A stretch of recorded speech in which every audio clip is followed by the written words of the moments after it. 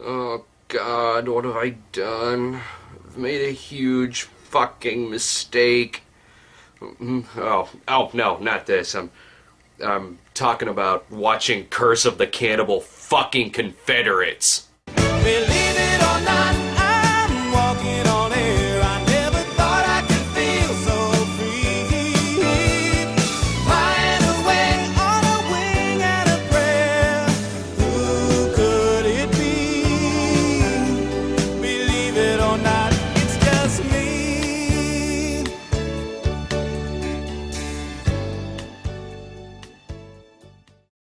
It seems like I've gotten to the point on this show where really, I don't even think I need to watch the damn movie. I can just listen to the title and pretty much guess 100% what's going to be in it. What's this I have today? Curse of the Cannibal Confederates? Oh yeah, I'm sure there's a huge chance this is gonna be a Venice set murder mystery. This fucking title sounds about as upper class as the KFC double-decker. Just saying the title, Curse of the Cannibal Confederates, makes me feel like I'm 2 steps closer to needing to wear a fucking helmet just to go outside to check the fucking mailbox. I'll say the title again, Curse of the Cannibal Confederates. Rolls right off the tongue.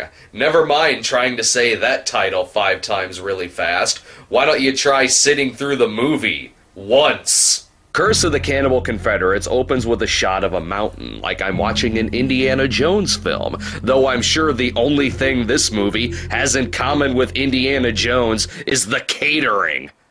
Already at the beginning of the film, we're introduced to the Cannibal Confederates.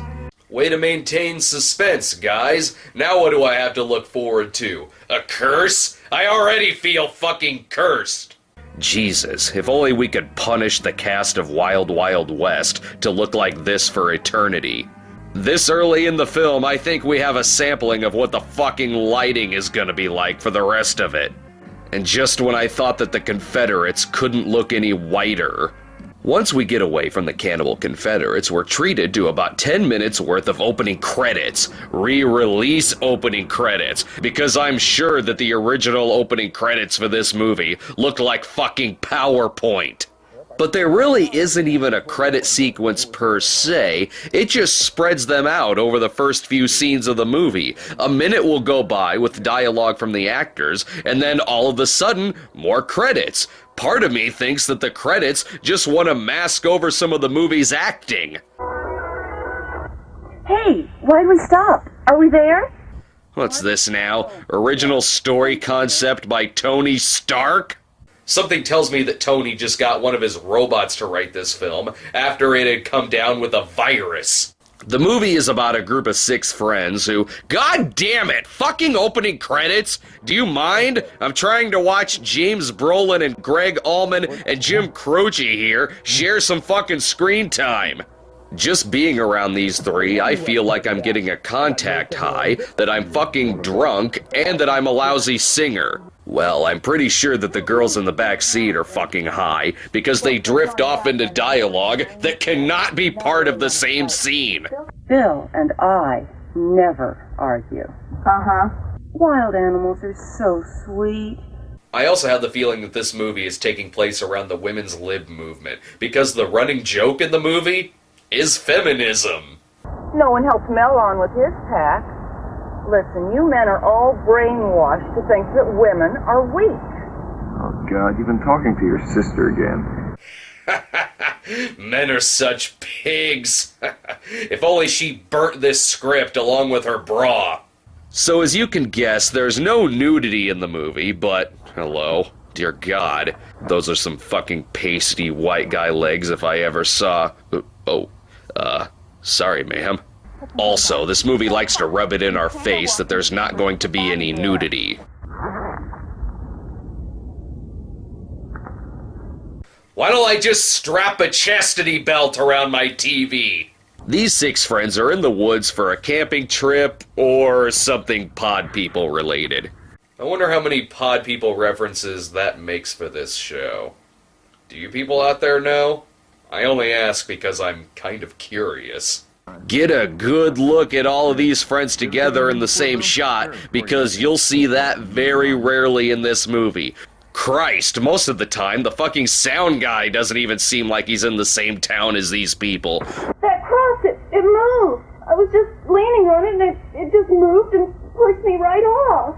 For 80% of the movie, we're treated to close-up shots of each actor saying their line, then cutting to a close-up of the next person speaking a line, and so on and so on. You can't get 6 people to appear on screen together for an 80-minute zombie movie? I'm sure the meth lab would have let them take a day off. I can't take loud noises. Blind people generally have better hearing than the rest of us. Don't talk about me like I wasn't here. Wait, what? She's blind? 20 minutes into the fucking movie and I'm just now becoming aware that this character is blind? I heard those bells, and then those other sounds. I knew you were in danger. Oh, and she's psychic, too. Because blind psychic characters really helped movies like Silent Night, Deadly Night 3 and The Hills Have Eyes Part 2. In case you didn't know she was blind or Asian, her character's name is Blind Kiyomi. That's what she's credited as. Sure, that may seem stupid, but look at it this way. If she's a method actor, she'll be able to get out of watching the dailies. The gang finds a box of Confederate loot in the woods and decide to swipe some of it. Is it possible they could find a new microphone?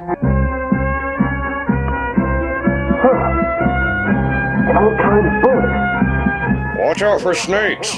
The only person who suspects that this may be a bad omen is Blind Kiyomi. Or maybe she just doesn't want to own a Confederate flag. Mel's in trouble. Oh, nice. They made her so blind that when she trips and falls into a completely different part of the country. So far in this movie, nothing really has happened. We have a lot of acting here that's on par with a performance of Rent being acted out by mental patients. Church? Hey, church bells. And when it comes to characters being angry or pissed off, they have the vulgar limitations of my fucking grandmother.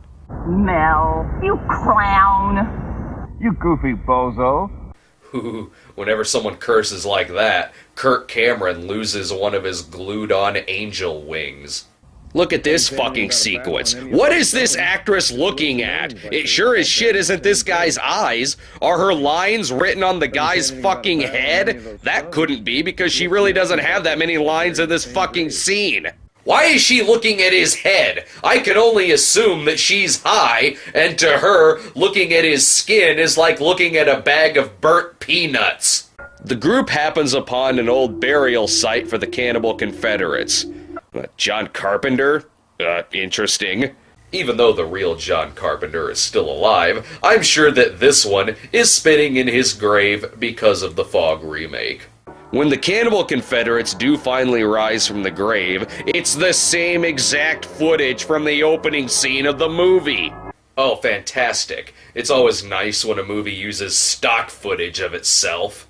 The lighting in this movie is so fucked up that for all I know, the Cannibal Confederates have been here the entire time, and I just didn't notice. I've heard of day for night shots before, but I've never seen it done on someone's face.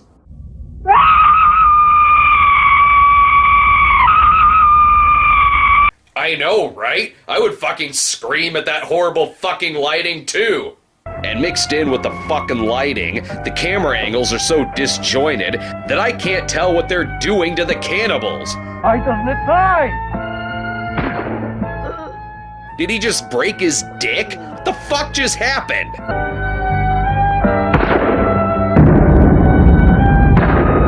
Oh, well, that much I made out. I forgot that the heads of the Confederacy were literally filled with dynamite. It's really easy to hit these Confederates when they turn completely stiff, almost like they've magically turned into a papier-mâché statue. As much as I like watching zombie heads explode, it's too bad someone accidentally drops all the explosives onto the fire. What the hell? Did they just get sucked into the Zardoz tabernacle? What the fuck's going on? If they want this film stock to melt any quicker, they might as well just point the camera at the fucking Ark of the Covenant. A couple of cops turn up later in the movie, of course filmed probably weeks after the main action and spliced into the movie using a stapler. At first I can't even tell who they're supposed to be talking to. All right, son, you're covered. Put your gun on the ground and your hands in the air. What's so sad is that you can literally see how long it took them to get these lines down, because by the end of the scene, it's pitch fucking black outside. It begins in daylight, ends in nightfall, and the scene is in 5 minutes of real time. Christ, even the deputy looks like he got his lines down before the sheriff, because by the end, he's still in daylight. That's really sad when you have to splice in an actor at the end of the scene, even though both actors started the same exact scene alongside each other. But it's a good thing that these two appear on screen, because now, finally, someone gets killed. Although, seeing an elderly man killed by zombies is actually kinda sad.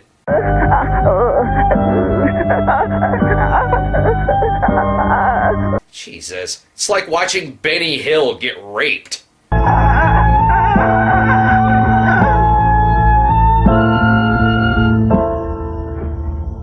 Over an hour into the fucking movie, and still no one in the main fucking cast has gotten killed. No one! Are the filmmakers under the impression that I like these people?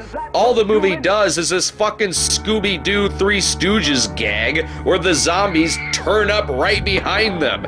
Maybe if the movie keeps going, we could see a multi-doored hallway chase. But eventually, it all works out, and the Cannibal Confederates actually get to eat. Ugh. So that's what it sounds like when the Confederates dine on flesh? The eating sounds aren't exactly matching the chewing here.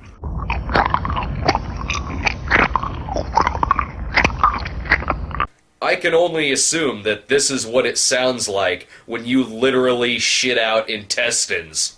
I'm so glad the fucking microphone was here to pick these sounds up, yet later on, when a couple of characters have a conversation in a house, the fucking sound guy is upstairs in the goddamn attic.